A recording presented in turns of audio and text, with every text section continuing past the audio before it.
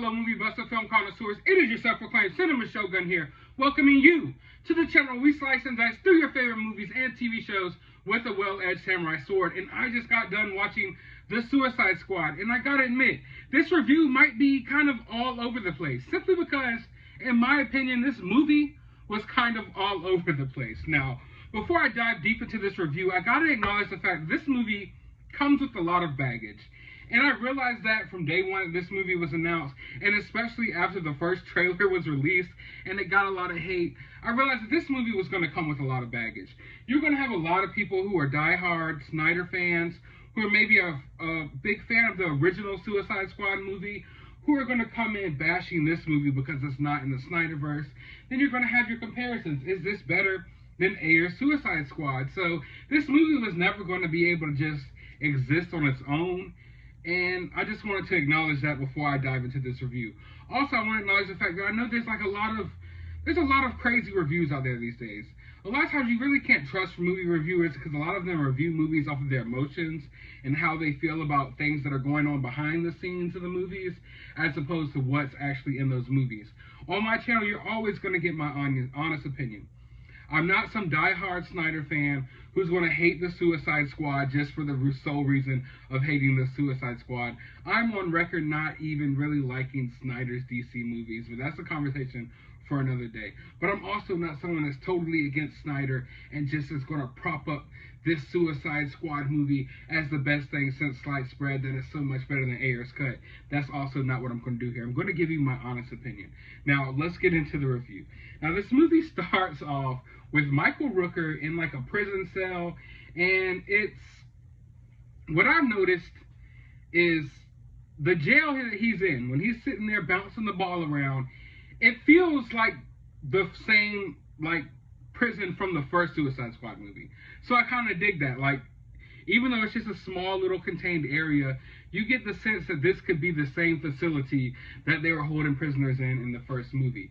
So I dug that.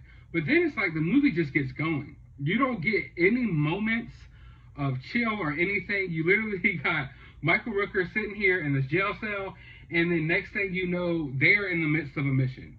You know, there is dive like right in, just boots to the ground, right in, no hesitation. And you're already in the middle of this mission. You're already here with a team of Suicide Squad characters, and there's a lot of jokes flying around. Just right from the beginning, a lot of jokes flying around, and none of them really landed for me. A lot of them were kind of off, and I felt like a lot of it was because you don't really get the sense of knowing these characters. Like, the movie didn't go out of its way to let you get to know any of these characters. So when they're making jokes, you're not really getting their sense of humor. You're not really getting why it's funny because you don't really know the characters. So the jokes aren't really landing.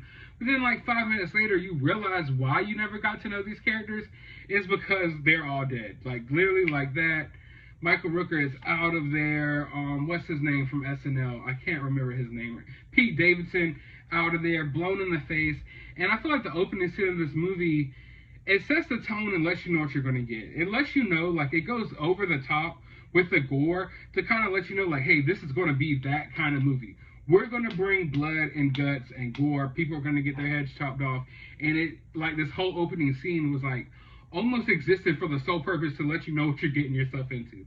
Because a lot of the violence in this movie is kind of over the top. I've never been a person who loves gore and needs gore. Like, if it comes to the fighting games, I was always more of a Street Fighter guy as opposed to Mortal Kombat. Don't get me wrong, I love my Mortal Kombat, but I don't really need the fatalities. I don't need, you know, heads chopping off and you seeing blood splattering everywhere every 5 seconds. But for a Suicide Squad movie, it makes sense. But yeah, right from the opening scene, it sets the tone like, yeah, this is going to be a bloody, gory movie. And right away, you lose that whole entire team, basically, besides Harley Quinn. So a lot of the people who you're seeing in this promotional material and stuff, first 5 minutes of the movie, they're gone. And we already knew, or we already had a feeling that that would happen, but I didn't know they would take it that far. Like, literally almost half of the people in the promotional material are gone within the first few minutes. And by the end of the movie, I thought that opening was cool, and it was all fine and dandy. But by the end of the movie, I started feeling like maybe you killed too many of the members. Like, you killed a lot of the members in this movie, and I get it, it's Suicide Squad. But I felt like a couple of people could have survived this, okay? maybe a few more people could have survived this movie. Because by the end of the movie, you're just killing everyone, and it kind of becomes predictable. It becomes predictable to the point where, like, okay, you got a little moment, you're about to die. Oh, we're sitting here, and we're, like, focused on this conversation, you're about to die. And it just got to the point where you're just killing everybody in this movie to the point where you never really connect with anyone. And as I said, how the movie just gets going, it just gets going from the beginning. When you get with the second team, when you get with the team that this movie is actually focused on, you never really sit with those characters to get to know them either. It's just like the movie gets going and it never finds its footing. And that's probably the main problem that I have with this movie is the movie just, like I could keep saying it over and over again, right from the jump, it just goes. And it never stops. It never settles down and lets you get a feeling for these characters. It never, like, lets you get a feeling for the story, even. It's just balls to the wall, 0 to 100 real quick. And it never, you never get, like, I don't know, it lacks the basic story structure of usual movies where you have a beginning, a middle, and an ending. This just seems like the ending, almost, This feels like a sequel to a movie that we didn't get. Now, this movie does nod at the fact that the first Suicide Squad movie happened without really talking about it. So you do have prior members of that squad, like Captain Boomerang, he dies in the beginning. You got Rick Flag out there. You got Harley Quinn. So you know that the first Suicide Squad movie happened because those characters have a pre-existing history, and you can tell that in the movie, but they don't acknowledge the events of that movie. They don't really acknowledge any of that happening. But I think they handled that pretty well. This didn't feel like a sequel to the first Suicide Squad movie, but it also didn't feel like a reboot.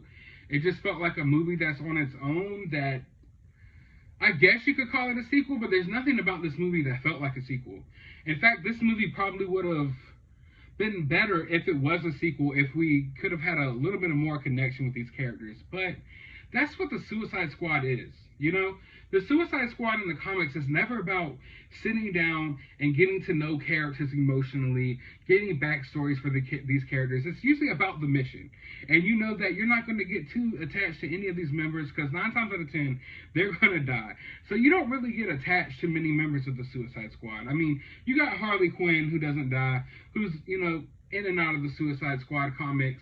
So she's a character that you know. I mean, Deadshot was a character that they focused on a little bit. I guess now they're trying to focus on Peacemaker and things like that, but the Suicide Squad comics were never comics about character progression, And I don't know if they transfer well into films in a way, because a lot of my gripes with this film are, how can I say this? It's like, I have a problem with it in film, even though it is accurate to the comics. Now, I'm not saying this is just total 100% accurate to Suicide Squad, but this feels more like a Suicide Squad comic than the original Suicide Squad movie did. Now, I'm someone who likes the original Suicide Squad movie. I am not a hater of the Suicide Squad movie. In fact, it's probably one of my favorite DCEU movies, honestly. So I'm not a hater of that film. But I don't know which movie I would say is better. I would just say that this movie feels more like a Suicide Squad comic book. But it being a Suicide Squad comic book and feeling like a Suicide Squad comic book kind of limits what it can do narratively. Because usually when you have a group movie, you want to feel the group. You want to form connections with random characters in that group. You want to get that sense of camaraderie, of familyness, and you don't get that here, and it's weird, and it's off-putting because it's just, it asks you to be invested in things that they themselves don't invest in. And that's not a fault of James Gunn. That's just how the Suicide Squad is, You don't have much, like I keep saying, you don't have much character progression there. So when you have a Suicide Squad movie, it's a hit or miss for people. Like, I went and watched it with my friend. He fell asleep early on in the movie because he's not a Suicide Squad fan, not a comic book fan. He's just a general audience member. And this movie could go one or two ways. Like, it could catch you on, and you could ride the roller coaster, the wild roller coaster that this movie is, or you could lose interest real quick because there's nothing in this movie that's making you gain interest for these characters because all of these characters are just expendable. And that's just how the Suicide Squad is. So when I rate this movie, and a lot of my gripes for this movie are gripes about things like problems that I have with Suicide Squad in film, but are things that I like about Suicide Squad in comics, if that makes sense. That's why I said this review will be kind of all over the place because it's hard to really land it because the Suicide Squad in comics and Suicide Squad in movies, it doesn't work the same, you know? So there's always this kind of offness there. There's this disconnection from the characters there, which is usually a bad thing when you watch a movie. When you watch a movie, you can't really connect with the characters, and you don't really get a good sense of who people are and things like that. It's usually a bad thing, but here, that's how this is supposed to be, you know? That's just how this is supposed to be. Now, this movie definitely earned its R rating. At times, I felt like it was being brutal just for the sake of being brutal. And as I mentioned earlier, that's not something I ever really need. But if you're going to do it, you know, do it. And they did it. But I'm glad that they even acknowledged it a little bit. You know, with that scene where there's Peacemaker and Bloodsport just going back and forth, killing people in that village, you know, it lets you know they're not taking themselves too seriously. They get that they're going kind of outlandish with the blood and gore and the kills. Like, they get it, and they're doubling down on it. So, at first, I was like, man, this is just kind of going out of its way, you know, just to be gory, just to have that R rating, just to be, you know, I don't know, risque or whatever you want to say. But then after that scene, it was like, okay, this movie acknowledges what it is. This movie was very self-aware, you know, in plenty of parts of this movie you could tell that it was self-aware of what it was trying to be. So once that scene happened, and you realize that Bloodsport and John Cena, I'm going to keep calling him John Cena, Peacemaker, they take out this whole entire village of troops or whatever, and then you realize they took out the wrong people. And that's when, at that point in the movie is when the humor starts landing a little bit more, because at that point you've sat with these characters a little bit more, you're starting to get them a little bit more, and the humor starts landing. Now, don't get me wrong, I felt like throughout this movie there was just a lot of joke misfires. A lot of jokes didn't land. In fact, the humor here, which there was a lot of humor in this movie, but most of it didn't work. I didn't, like, audibly laugh hardly at all through this movie, and I expected to laugh more. Like, this movie went out of its way to keep hitting you with jokes. It really did. And it's a lot of them they just did not land. I don't know if it was the timing, or like I said earlier, if it was just the fact that you don't really know these characters, so you're not really caring about their sense of humor and, you know, their personalities. But a lot of the humor here didn't work for me, and that was kind of disappointing because I thought that it would work. I honestly did.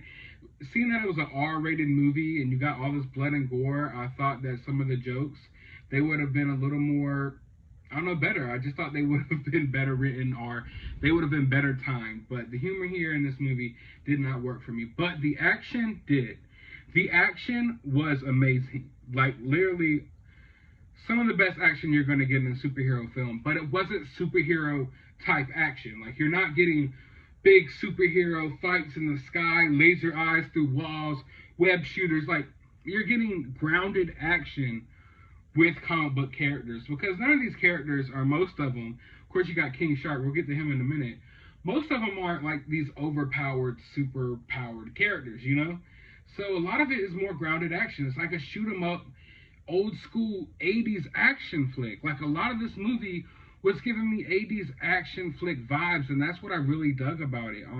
Harley Quinn went off the chain here with her action and her fight scenes. And I feel like this movie gives us some of the best Harley Quinn we've gotten as far as action. And like that scene when she's hung up and she gets him by her legs and breaks his neck and gets the key and unlocks her handcuffs with her feet. Like, that's some Harley Quinn stuff. You know, that's some Harley Quinn stuff. Then she just goes crazy in this movie with the action, but we also get some of the worst Harley Quinn we've ever gotten.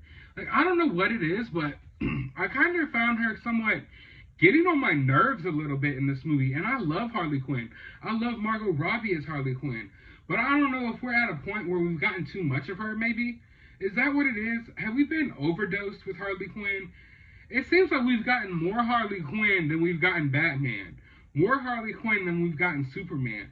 More Harley Quinn than we've gotten Wonder Woman. More Harley Quinn than we've gotten any other DC character as far as live action goes in recent years. And it's kind of like overdoing it. I think they need to dial back. I think maybe Margot Robbie needs to hang out for a little while and step back a little while, because this character is kind of getting repetitive. In this movie, she at some points, she was downright sickening. Like, I finally found myself getting fed up with Harley Quinn. Maybe it's the years of going to Comic Cons and seeing damn near every person there dressed as Harley Quinn. Maybe it's the years of every Halloween now just turned into every female dressed as Harley Quinn. I don't know what it was, but maybe I'm at my Harley Quinn boiling point. But Harley Quinn was never supposed to be that character who's supposed to be the main focus of a whole entire, film universe, because it really feels like the DC film universe revolves more around Harley Quinn than anyone else. She's a side character. She is not even she's like a sidekick of Joker, basically. She was never supposed to be this main character. Now, I don't mind her being this main character and getting her story fleshed out more, but at this point, I just feel like we've been oversaturated with Harley Quinn. But it is what it is. Now, back to the action. There was one point in this movie that I thought was really dope. Probably one of the coolest fights was when you get Peacemaker versus Rick Flag. That was a dope fight, and I really like the visuals when you see them fighting in the reflection of Peacemaker's helmet. I thought that was really cool. There was a lot of cool creative choices in this movie as far as visuals go, but I also feel like some of this movie was quirky just for the sake of being quirky. Like, I'm all for artist vision. And you could watch movies sometimes and you could tell this is a quirky filmmaker and this is a quirky little movie, but it's sincere. Like, this is sincere quirkiness coming out of this filmmaker's mind, and this is what they created. But also there's times where you can tell, like, someone's like, you're going out of your way to be quirky, to try to be artistic, but it's not really working. Like, a lot of the quirkiness and, like, a lot of the choices made in this movie kind of hindered the flow of this movie. Like, a lot of the movie where, like, 8 minutes, it'll do, like, time rewinds where something will happen and it'll float on screen 8 minutes beforehand.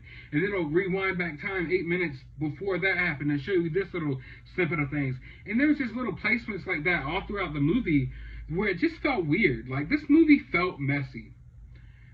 If you want to say that the original Suicide Squad was messy and choppy, this movie was messy and choppy, but in a different way.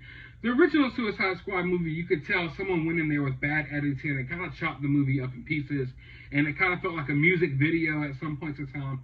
Whereas this movie, it just never felt really cohesive. It felt kind of all over the place at times.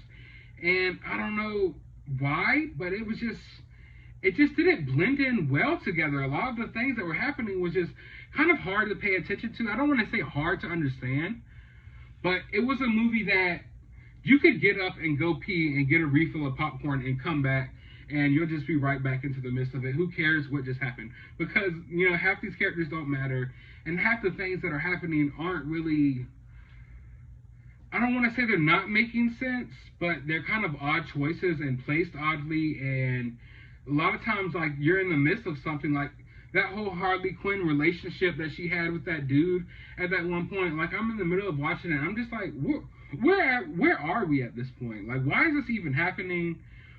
Like, I get it, but, like, why? So, yeah, a lot of the creative choices here, I felt like kind of threw off this movie, and I felt like this movie was really messy. Like, it just didn't feel like one cohesive, put together story. It felt like there's a lot of parts that just, I don't know. The whole room with Amanda Waller, did that really need to be in there? They keep going back to this room. They cracking jokes in the room. It's not really working. And Amanda Waller in this movie was probably one of my main gripes. She just came off as a mean, angry, screaming lady in this movie. Where Amanda Waller is more cool and cold and calculated and callous and intimidating. In this movie, she just came off as an angry woman who screams in the phone sometimes and wants to blow people up. Like, this was not Amanda Waller. And she got hit in the head, knocked out. And they did not do they did not handle Amanda Waller, like, correctly in this movie at all. I'm a big Amanda Waller fan, which is weird, I know. But she is one of the dopest characters in Suicide Squad. Like, Suicide Squad is nothing without her. And when I tell you that this is a cold-blooded, bitch, you do not want to mess with Amanda Waller. You do not. And I felt like you kind of got more of that vibe in the first Suicide Squad movie as opposed to this one. In this movie, she's just a woman in a room yelling into a phone. And I get it, but I wish they would have handled the character just a tad bit better. The majority of this movie was a more grounded feeling type of comic book film until the last act of the movie. And a lot of the parts that were standing out were like the costumes. Like, come on, you have a grounded war type of film, and you got people like Polka Dot Man out there who's really sticking out, really colorful and different. I really dig a lot of the costume choices here. They're weird, kind of corny, but they fit the vibe of the movie perfectly. Because this movie definitely has a vibe to it. Like, whereas I feel like the first Suicide Squad movie definitely had a vibe to it, and this movie definitely has a vibe to it. So both movies are unique in their own way, where I feel like they're movies with flavor. You know what I'm saying? But the movie, for the most part, was grounded. Of course, you did have King Shark there, but I kind of felt like King Shark was underutilized.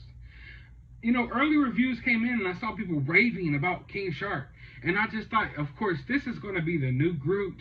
This is the new Baby Yoda. This is the new super loved CGI character. And I felt like he was underutilized in the film. They didn't do much with King Shark, didn't talk much. I didn't see as many King Shark jokes in there as I thought would be in there, which is weird because this movie was trying, you know, to put so much humor in it. And I felt like they missed out on a lot of King Shark humor. But I also dig the fact that he didn't try to Baby Groot it. You know, King Shark is in this movie, but he didn't try to milk that. You know, so I definitely respect that, because if he would have tried to milk King Shark too much, I feel like there would have been a lot of criticisms from people, including myself. But there would have been a lot of criticisms comparing it to Groot, this, that, and the third. But here, I just felt like maybe they could have utilized him a little bit more. But I get why they didn't, because they don't want those comparisons. And because he's just another member of the Suicide Squad, and you don't really have to have a Groot-like character in Suicide Squad. But if you're going to put him in there, and you're going to go through all this work with the CGI and things like that, I just felt like they could have given King Shark a little more to do. I really felt like he didn't hardly do anything at all. In fact, I would go so far as to say that Ratcatcher's rats had a little more to do in this movie than King Shark himself. I felt like they had some of those cool moments, some of those emotional moments, some of those cutesy moments that we were expecting to get from King Shark, we actually got from Ratcatcher's rats. But they did try to set up like this whole little emotional arc, this whole little emotional story behind Ratcatcher, and it didn't work for me. I never bought it. This whole movie was literally about not giving a F about these characters. They didn't set up any of these characters, didn't give us any backstory. We've basically been trained throughout this movie not to care about anyone because everyone is dying. You know, you're killing everyone. Then you want to set up this emotional little thing with Ratcatcher, and I was not feeling it. It didn't hit for me. It felt out of place because this movie was going out of its way to show you that they don't give a F about anyone, including Polka Dot Man. I mean, this was probably the standout character from the movie for me, and one of my favorite characters, and someone who I felt like should have made it to the sequel. But like I said earlier, I felt like this movie killed too many people. That's one of my gripes. Like, I know it's the Suicide Squad, but you're killing everybody, and some people, you know, you gotta leave some people out there. And I felt like right when Polka Dot Man had his moment, I'm a superhero, and then bam, he's dead. And that's when I kind of got fed up with it. You know, you've already killed Rick Flag, you already killed so many people in this movie, and it's like, who do you want me to be emotionally invested in going forward, you know? And when they killed Polka Dot Man, that was the final kill where I was just like, all right, now y'all have gone a little too far. Like, I know I like Polka Dot Man, maybe I got an emotional connection to this character, I don't know. But I felt like they started going a little too far at that point, because did you really need to kill him? You've killed so many people, you've made your point, you've proved your point, you know? And now you take out another person and you leave us with Ratcatcher, which I do not care about, you know? You leave us with King Shark, which I really did like, but you didn't give us much to do with him. We think that Peacemaker is dead as well, you know? So from what it looks like to me, at least we find out later that Peacemaker is alive, but it just looks like you just killed everyone that this whole movie was about. And should I even care anymore? So I got really frustrated when they killed Polka Dot Man. I just felt like that was one kill too far. He had his moment Should have let him have that redeeming moment. I felt like the running joke they had with his mom and the characters looking like his mom and him visualizing everyone as his mom was probably one of the funniest jokes in this movie. Definitely made me laugh. Starro was so creepy. That original scene when you go into the lab and you see like the people who are infected with the Starro, you got like a half a body there, and oh man, that was creepy. That was freaky. And I think they handled Starro pretty well in this movie. But I don't know, I couldn't help but feel like, don't get me wrong, I really liked the ending of this movie. I felt like the ending of this movie was far better than the ending of the original Suicide Squad. I hated the Enchantress and the little jigs that she would do. Like, I really liked Starro. I mean, I've always liked him in our Starro. I keep calling him Starro. Getting him mixed up with my Pokemons. But I really like the character. I always have in DC films, and I kind of felt like, oh man, maybe they could have saved this for later. I felt like so much of this movie's plot was trying to be grounded in having Suicide Squad fight these different, militaries and whatnot. But man, they could have used Starro a little bit more in this movie. I would have liked to see them fight against Starro hordes, just hordes of people with Starro faces. Like I wanted to see that. So I kind of felt like when watching this, it was dope. I really liked the ending, but it just made me feel like, damn, so this means we're not going to see Justice League versus Starro. We're not going to see any of that. This is the live action Starro we're going to get. And I felt like it was kind of a villain that could have been held. That could have been held for something else. You know what I mean? Don't get me wrong. I like that we got it here. I like what I saw. I like what we got. I thought the end fight was awesome. The callback to the javelin that Harley Quinn joked about in the beginning of the movie, like you knew something had to happen with that. So I thought it was awesome when she jumped through its eyeball with the javelin and everything. So I dig the ending of the film, but it just felt like, damn, Starro could have been used somewhere else, and it could have been even more epic. You know what I'm saying? But we got Starro, and I'm happy with the Starro we got. And overall, I'm kind of pleased with this movie. I don't think it's as good as what these reviewers are saying. I don't see how it's got this crazy Rotten Tomatoes score of like 98% or 96%. I don't even know what it was last time I checked. I feel like this movie is getting a lot of love that's undeserving, but it's also getting hate that's undeserving. Because then the reality is the truth always lies somewhere in the middle. And the reality is, I think this is a fun film. I think it was a pretty good film, but it's not great. It was messy. It was kind of choppy. It was kind of all over the place, but it was enjoyable. And one thing that I can say about it is it feels rewatchable. I feel like this is a movie that will probably be better on my second viewing, because now I got an idea of who these characters are. Now I want to go back and see if these jokes land a little bit, better for me. I felt like the performances in this movie were good. I feel like this is probably one of John Cena's best movies. Maybe because the character of Peacemaker is kind of a dry character, and the way that you deliver your lines is kind of like how a bad actor would deliver their lines. So maybe that's why I was really digging John Cena in this role, but it's a perfect role for him. Idris Elba, everyone in this movie, they did great as far as the acting goes. Like I said, this movie has swag, it has flavor, but the main thing that I can say about this movie, my main takeaway, and probably one of the biggest compliments I can give this film, is that it is extremely rewatchable. Rewatchable in the sense that you can go back and look at certain scenes in this movie and notice all types of things that you didn't notice the first go round. You'll look off to the side and there'll be people getting murdered on the side of the screen that you didn't realize, because there's always so much going on, in any scene of this movie. Rewatchable in the sense that you're going to go back and notice jokes and hear jokes that you didn't even acknowledge the first go round because there was so much going on.